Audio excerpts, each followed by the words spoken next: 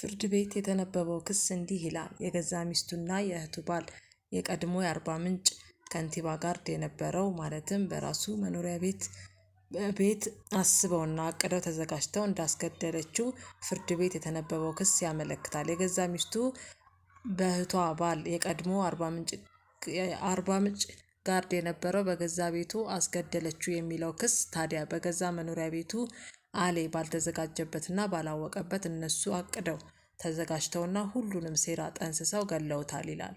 ክሱ ታዲያ ክሱ እንዳይታወቅባቸው እዛው ሰፈር ውስጥ ባለው ስልክ እንጨት ላይ አንጠልጥለውት ራሱን አጠፋ በማለት ኡኡ ሲሉ ሰፈሩን ሕዝብ ሰብስበዋል።